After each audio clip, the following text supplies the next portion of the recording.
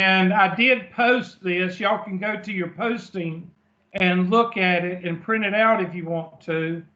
It's called 3.6 Doc. Did anybody see that before they came into class?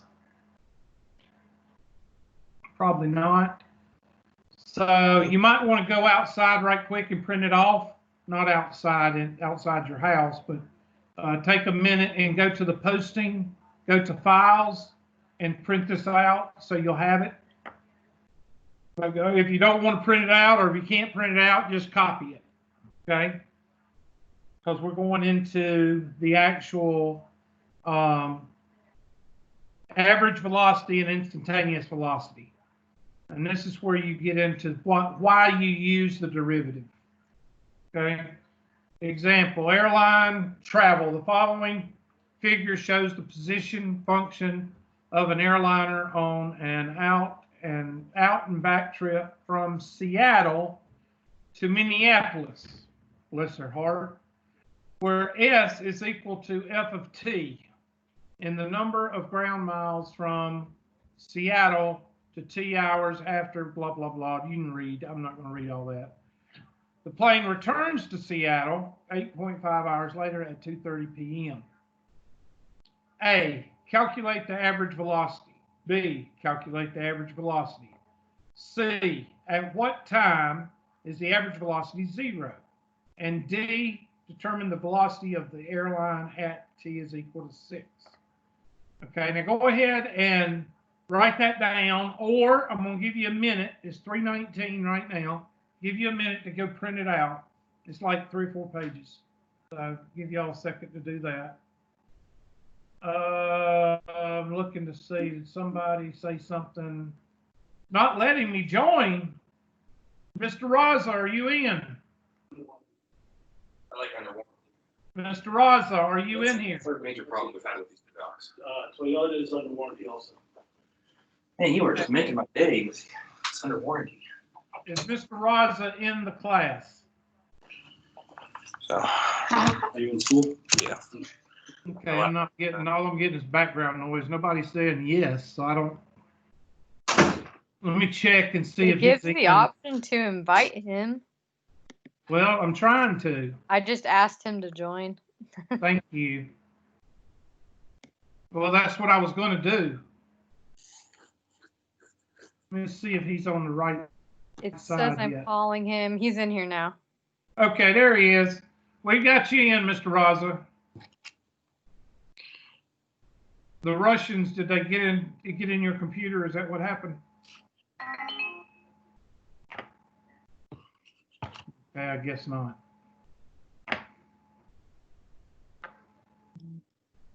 Okay, so with that being said, let me take my handy dandy.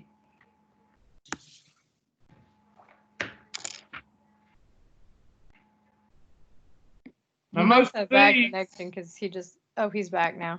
Never mind. Okay. I got to switch back to, I got to switch from conversation to who's attending just so I can keep, okay, yes. Okay, good. The Russians, they get into everything. All right, so let me move this over. Move this over on the right side. I know this is probably going to lag a lot because I'm having 2 things open at one time. But anyway, there's the, now these are all, this is more algebraic. But what they're trying to get you to understand is that whenever you're talking about a derivative, you're talking basically about the slope. Okay? You're talking about the slope and you're talking about a rate of change. That's where all this is heading. Okay? So if you see those 3 words in a math problem, it's going to focus around the derivative. Slope, rate of change, derivative. Okay? And what they're doing here is they're using what we first started with in 3.1 and 3.2. V of A is equal to the limit as delta T or H or whatever you want to call it, it approaches 0 of f of a plus delta t minus f of a is over delta t. Now, everybody in here can see the difference quotient there, I hope. F of x plus h minus f of x over h. Hopefully, y'all not sitting there going, oh, where's that come from? If you're sitting there going, where does that come from? Then you may have missed the bus, because that's basically the difference quotient. The reason they're using delta t is because in some applications, science versus, physics versus, well, you could say difference of temperature, that could be chemistry. In different applications, you're going to have H be different things, okay? H can, some people say delta T, delta D. Some people say the change in distance, okay? So the whole point is you got to get used to that. And also, when you put in the numbers for, I'll just give you an example. This A part, it says calculate the average velocity of the airliner during its first hour and a half of the trip. Well, let's look at the hour and a half. There's the hour and a half right there. Hour and a half. And then you take that right about there. So you take the function at an hour and a half and plug that in. And then, so that would look something like S of 1.5 minus S of 0 over 1.5 minus 0. Now, we're not doing any derivatives yet. We're going to do that on the next example. What they're trying to get you to see is basically, don't forget about that guy named slope, because that's basically what you're doing. Y sub 2 minus y sub 1 over x sub 2 minus x sub 1. All right? And, you can write that in here if you wanted to. M is equal to y sub 2 minus y sub 1 over x sub 2 minus x sub 1. So what they're doing in the first part of 3.6 or 5.6, whatever chapter we're in, what they're doing is trying to get you to see that the derivative has a lot to do with the slope and the rate of change, in which that comes out to be, I think we got 600 minus 0 over 1.5. So that's equal about 400 miles per hour. Okay. And that is basically the change right here. Calculate the average velocity. Average, another word that pertains to slope. Okay. So the first 1.5 hours, so if you go back down here, 1.5 hours, that's where they get the 600, right about there, somewhere in there, I'm sorry. Let's see, that's 4, that's 6, right about there. So at this triangle, you can draw, I can't draw it, but if you take the straight edge and you go from there to 0, you're talking about a line that's representative of 400 miles per hour. Or whatever unit, I guess it's miles per hour. Okay, then they ask you, calculate the average velocity of the airline between 1:30 and 2:30.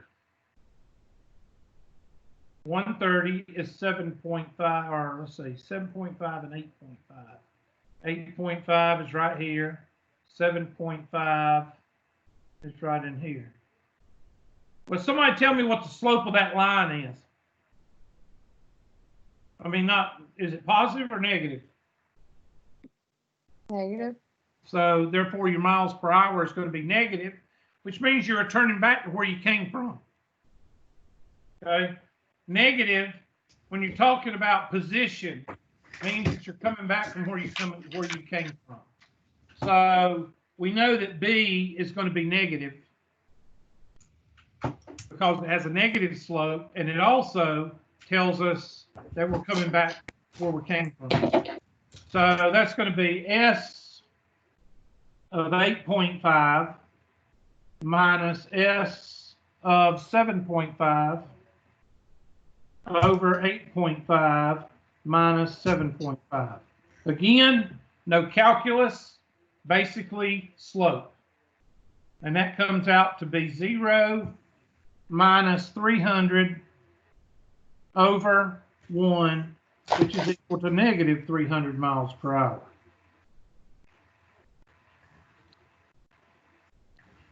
Okay?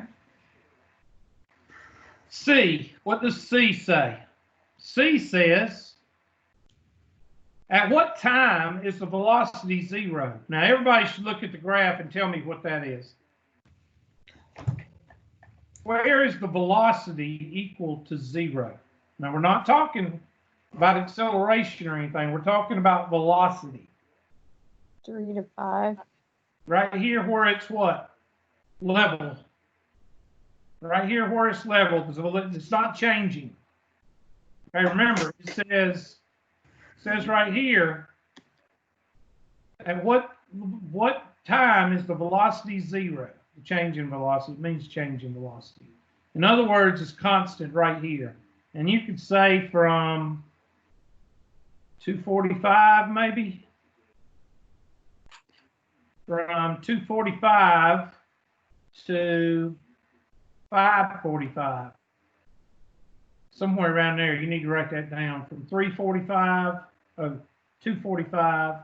to 545. Looks like that's where the slope is equal to 0. Again, that comes in on a horizontal line. What is the slope? It's equal to 0. Well, as Miss Hart, I still think that I tell my advisees the way I did it. I took calculus first, then I took physics 1 the semester after I took calculus. It worked out a whole lot better. That co-requisite bull crap, I don't think that works worth a flip. I don't have time for it though. I gotta graduate. I know. Okay, so that's it. So C, M is equal to 0. My slope is equal to 0 from 245. I don't know what time was it. 240. I think it was 245, or 2.5 hours. 2 hours 45 minutes. 2 hours 45 minutes to 5 hours 15 minutes. So whatever that is, 5 hours 15 minutes. I think I calculated it. Yeah, from 8:45 a.m. to 11:15 p.m. or a.m. Okay, so that's probably where they landed. Okay, because there's no change in velocity. Okay, D says, let me go back up to D so it's not doing. It says, determine the velocity of the airliner at noon. T is equal to 6. So at T is equal to 6, there is my dot right there at 1200. So at 6, we got 1200 velocity, and it looks like it's negative. So therefore, we know it's a negative slope, and we know that we are returning back to our destination. So that's why it's negative. And basically, you could do 800 because there is a triangle there. If you go, and I can't draw.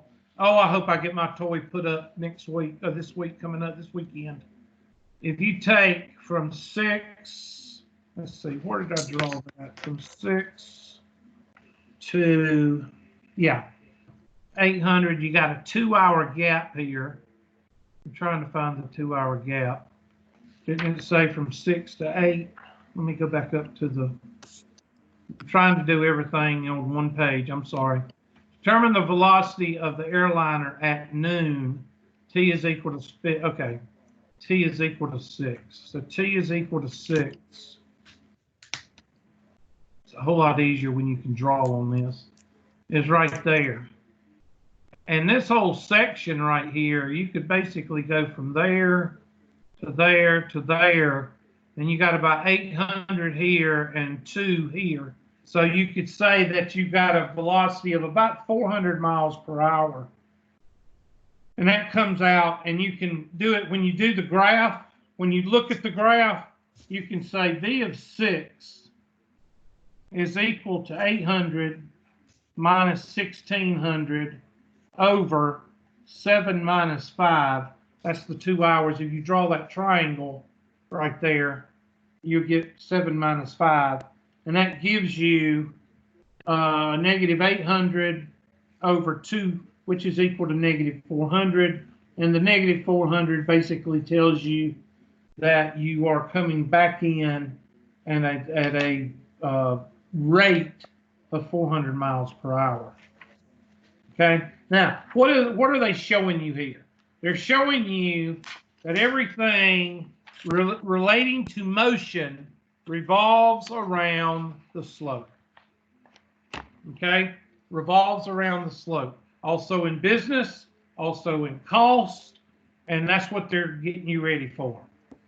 Okay, and there is the magic words right there for most of you that's heading toward physics or in physics. The first and the second derivative of the function is the velocity and the acceleration, the speed and the acceleration. Okay. So if you start with the speed, S of t, I'm just going to say something like 2x squared minus 3x plus 2. And then you do S prime of t. Well, S prime of t is called V of t, okay, which is called the velocity. And that's equal to 4x minus 3. And then S prime, double prime of t, which is called V prime of t, is called A of t, which is called acceleration. Okay, so if you don't want to write that down on the left-hand side, do this example right here, and that explains how you use the derivative, the first and second derivative in physics with light and motion, okay? Because that's what you're going to be doing. Now, if you look at some of this, it can confuse you. So that's why I just do it like this. You could say S of t, S of double prime of t, and I'm sorry, you could say S of t, S prime of t, and S double prime of t. If you're a math major, that's not a problem. Okay? You can come into my classroom and say S double prime, S prime of t, and that's not a problem. But when you go into a physics class, they'll have conniptions if you do that, okay? Don't call this S prime of t. You call it V of t. And you don't call this S double prime of t. And you don't call it V of t, V prime of t. You call it A of t, which is acceleration. Okay, so it's all where you're sitting. Okay, so let's go to an example. Suppose the position of an object is moving horizontally along the line after t seconds by s is equal to t squared, negative t squared plus 4t minus 3t for the t values from 0 to 5. Find the velocity function and find the acceleration. What this says is find the first derivative and find the what? Second derivative. And then once you find the second derivative, plug in 1. That's what they're telling you to do. So go ahead and do that. Y'all can do that. Y'all are 3/4 of the way through Calculus 1. You understand limits and you understand derivatives. You should be able to find the first and second derivative without even thinking about it. And it's not implicit, so you don't have that crutch to hang on. Which you should be good at implicit by now.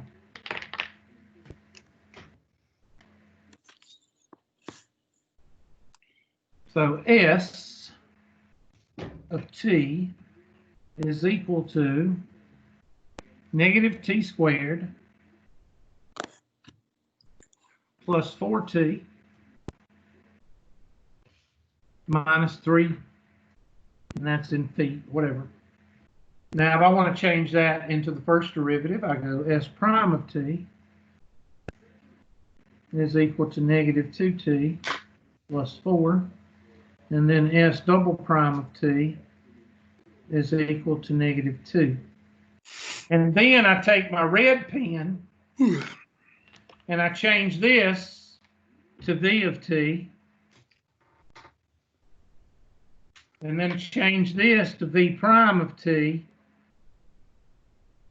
and then take my green pen and change this to a of t. And make sure I know that when I go into other classrooms. B says, what happens if t is equal to 1?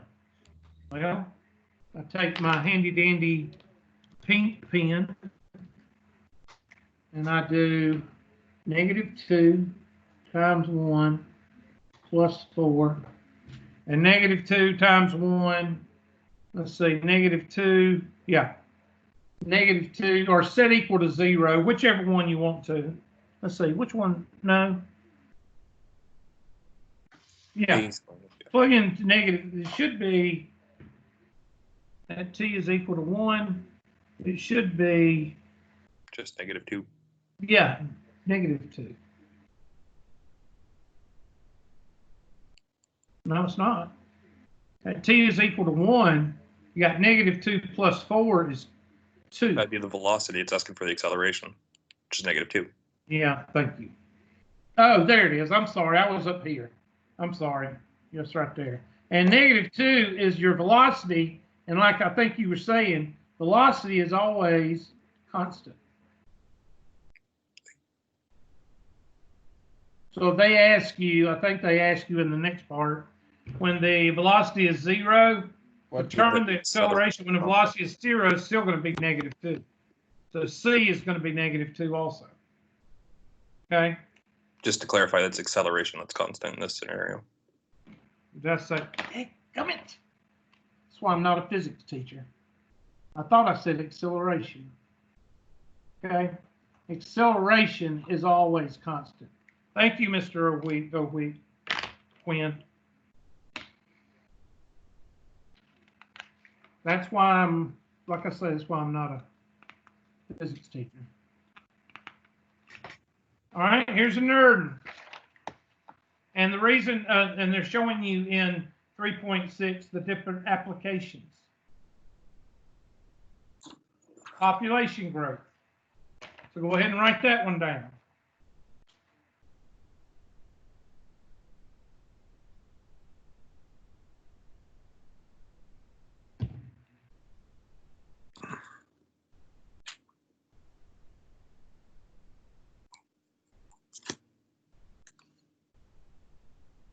So P of T, and I think, Mr. O'Quinn, you referenced a cost. We got one of those too. Yeah, cost elasticity, all that fun stuff. Yeah, because in 130, in the 130 that I teach, we do cost and versus cost and not cost supply, and how much it costs for that next unit. So, and the reason they're doing this in 3.6 is not to piss you off. The reason they're doing it is to show you that when you do find the first derivative and the second derivative, you find different things in different applications. When you're finding the first and second derivative in physics and motion, you're finding the velocity and the acceleration.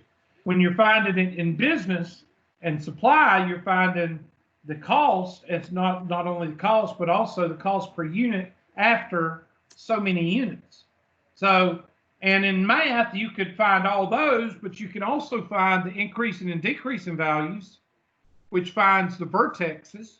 And then you can also find the inflection points with the second derivative.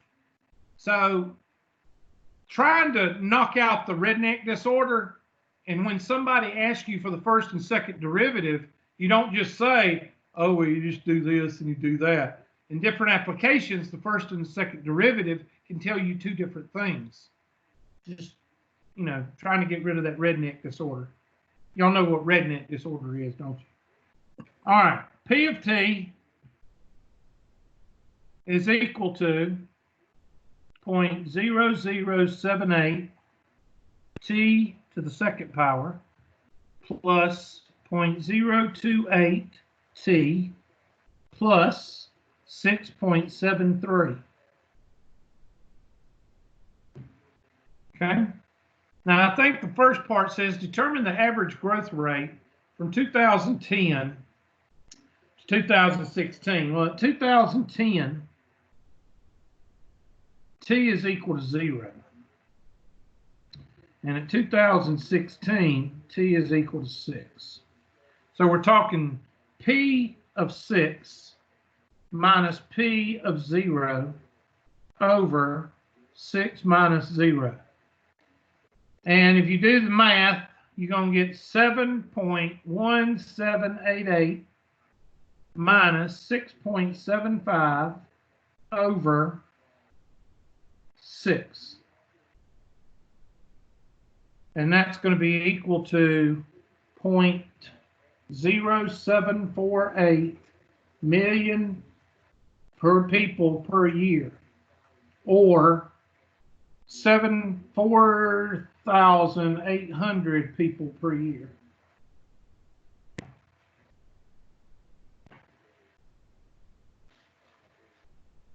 Now, I didn't use any calculus there, okay?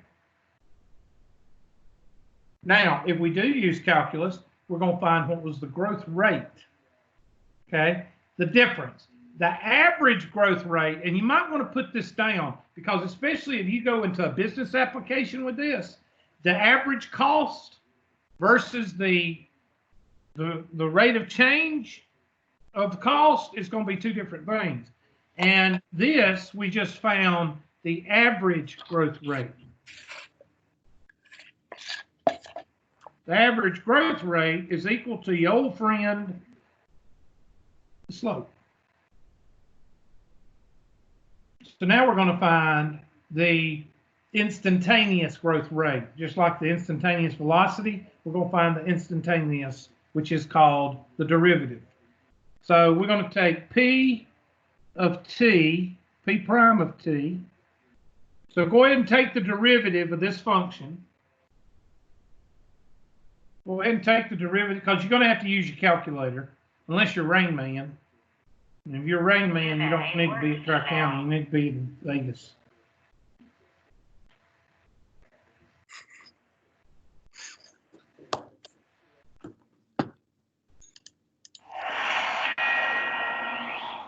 So that's going to be y'all check my math, because I did it with a calculator, 0.156t plus 0.028. Y'all check me.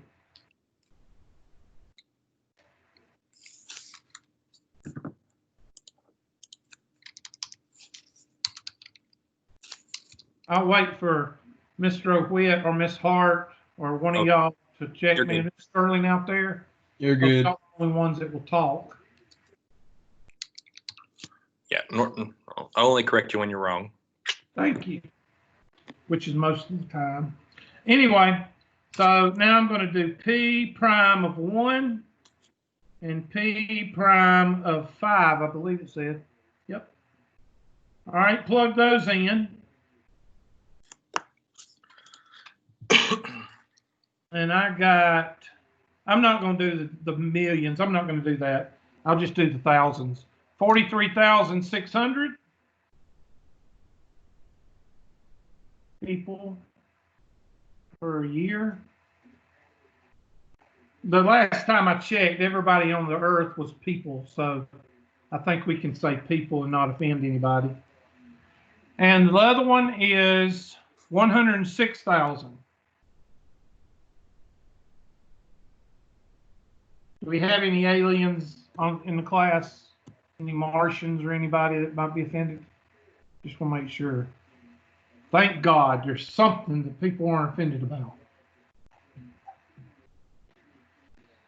Now, what does that mean? At t is equal to 0, the rate of change at that point is 43,600 people per year. Now, you may go to 1.1 years, and that may be different. Okay? At t is equal to 5, at that point, the slope of that line right there, at that point, is 106,000 people per year. Of course, if you had a fraction, it would be a fraction, but you don't have a fraction. You just have a big ass whole number. Okay?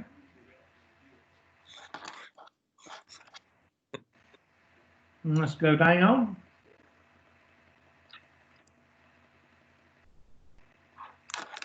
And go ahead and write that down.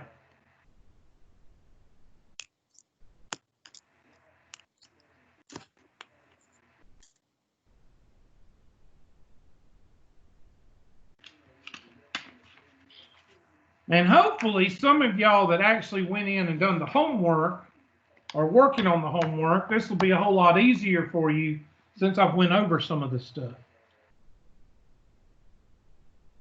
Please don't tell me if it makes you more confused, because that'll hurt my feelings. It'll offend me.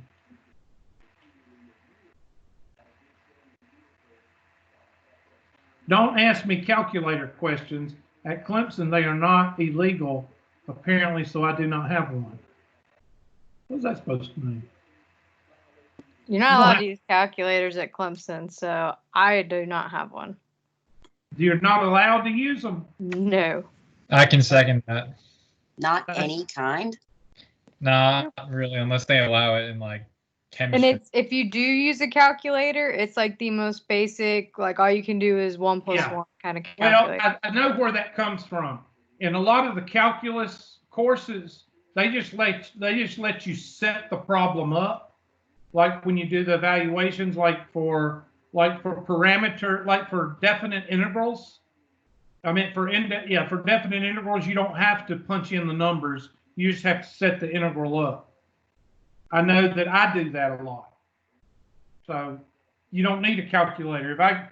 If you do the antiderivative of t to the third power dt from 0 to 4, and you set that up for me, and you set it up at a t to the 4th over 4, evaluated at 0 and 4, that's all they want. So you don't have to use a calculator to type in 4, be 64 or whatever over 4 minus 0. You don't have to do the calculator work. I guess that's why they don't let you use a calculator. Yeah, I'm just saying, when you said Miss Hart will speak up, not for a calculator question, sorry. Okay. I don't even know what you just did on that piece of paper. That's called an antiderivative. Yeah, well, that's what I'm here for. Antiderivatives are actually easier than derivatives. I'm sure, but I don't understand that format, so. Okay. They're less than they're less properties to remember. Well, when we get there, I will be. You'll be have my all full ears, attention. right? Okay, it says given the cost function, I've lost my page. Where was I?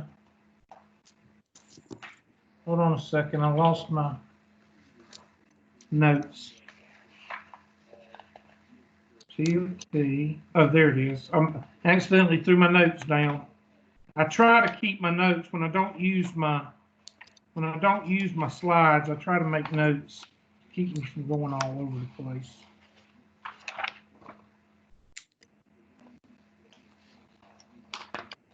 Okay. So, as the notes say, it says given the cost, C of X is equal to 0.04 x squared plus 100x plus 800. So you know that is a function that is very wide, and I'm just going to go over, you don't have to do this. Why am I just drawing the first quadrant? Why, somebody tell me why I draw the first quadrant on this problem. Why don't I draw the other quadrant? Because it has to be positive. Because it's in business, and if you suck at business, you're going to be in the other quadrants because you're in the negative. So that's why you don't need to be in the other quadrants. Anyway, it's going to look something like this. And we know that's 800 right there. So we're concentrating on this right in here. Okay? Concentrating on this area right here. And in the business world, that's what you concentrate on. You concentrate in the first quadrant. Because like I say, if you're in the other quadrants, then that means you're not doing your job. Or you suck at it, one of the two. All right, and look what it says right there. 0 to 1,000, meaning the first quadrant. 0, and we'll just say 1,000 is out here somewhere. Okay? It says find both the average cost and the marginal cost. Well, the average cost is called C bar X. Okay? And it's real easy. This is an algebraic. Remember, when you see the average cost or the average rate or the average whatever, that means that you're probably going to be using algebra to find it, which means slope. And when you're talking about the average cost, you just take C of X and you divide by what? X. X. Just like when you were finding the limit. Remember us taking the highest degree and dividing everything by the highest degree in the denominator? Well, we're going to do that here.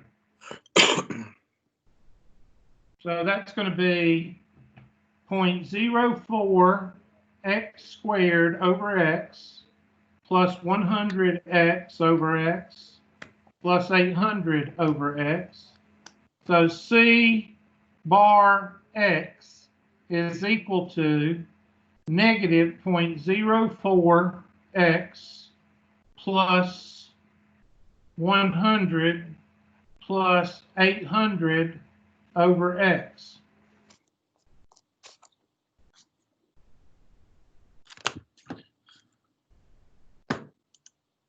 Now it says determine the marginal cost. I think it says give a marginal cost. And the marginal cost is going to be your prime, C prime. So write that down. Marginal cost is C prime of x. So I'm going to do that in another color. That's our marginal cost. I'm sorry. That's our average cost.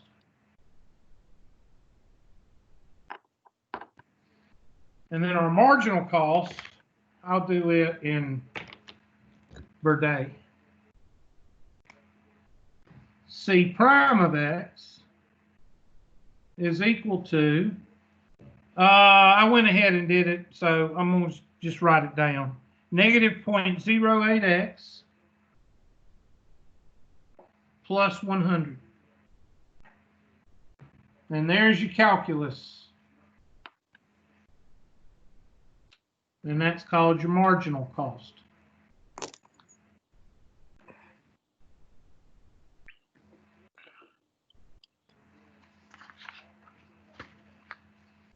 Now, what does the average cost tell you? The average cost tells you how much it takes you per unit to assemble something up to so many units. Okay? Oh, Lord. Miss Sterling's brain is frying. Y'all be in prayer for Miss Sterling. Okay, I'm going to go over here to the right.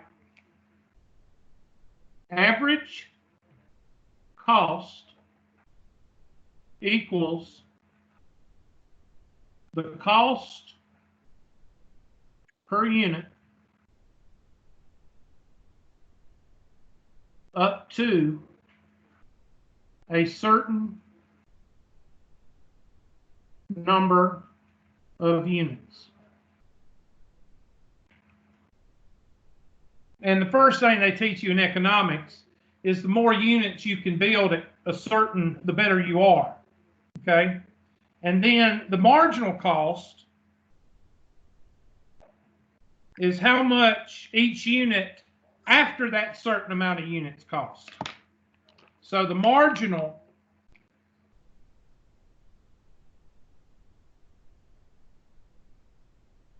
is the cost per unit after the certain amount. And it'll make sense in just a minute. Okay?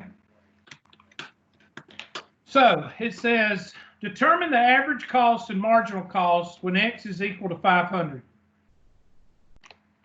Okay? So we've got the marginal average cost, the marginal cost, and now all you got to do is plug in 500. So plug in 500. Let me go ahead and do this one. That's going to be C bar of 500 is equal to negative 0.04 parentheses plus 100 plus 800 over parentheses.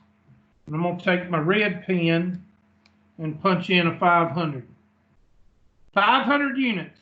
How much does it cost us to make 500 units based on this formula we have? And that's usually given to us by quality assurance or whoever the department that tells us those things. And that comes out to be C prime of 500 units is equal to, I got $82. Got 81.6. Yeah. $82 per unit. I did too. I just rounded up. And you see that a lot. Because are you worried about that 40 cent as a CEO of a company? No. You want to round it to 82. That way, if you overcompensate, hopefully it'll work out at the end. All right, so it's going to cost us $82 per unit to make up to 500 units. And then the marginal cost, so that's going to be C prime of 500 is equal to negative 0.08 parentheses plus 100. And we're going to plug 500 in there. And that's going to equal $60 a unit. $60 per unit. So what does that mean?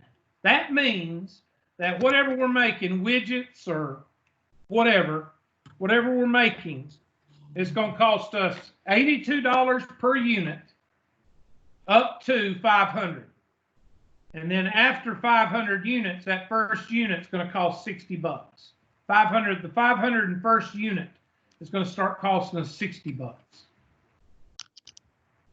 Well, of course, that's what you're shooting at, because you're then at 500, you're, I don't want to say quantity, not quality, but you're working on putting out as many products as you can at the least amount of what?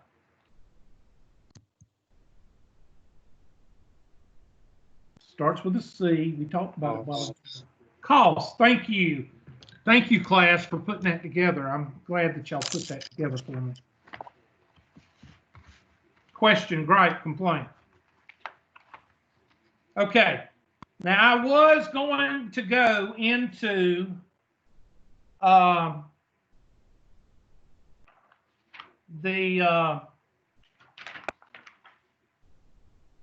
I can't remember what chapter we're on, 3.11. I've got 3 examples for 3.11, but I'm not through yet. So we're going to wait, and I don't have time to go through all 3 examples. So I want to stop for today, and y'all can work on 3.6 or whatever. And I got 2 or 3 of y'all that I got to talk to after class about y'all's 3.6. So what we're going to do is I'm going to shut off the recording. Let me go ahead and say, okay, right now you should be working on everything but 3.10 and 3.11, okay, because I haven't covered those yet. Everything else you should be working on. Now, we're getting toward the end of the unit. That means we're going to have a test coming up. Just thought I'd remind y'all about that. And I'm not going to spend a lot of time on 310. I'm going to give y'all some examples, and that's going to be it. You're talking maybe one question on the test. Okay, stop recording.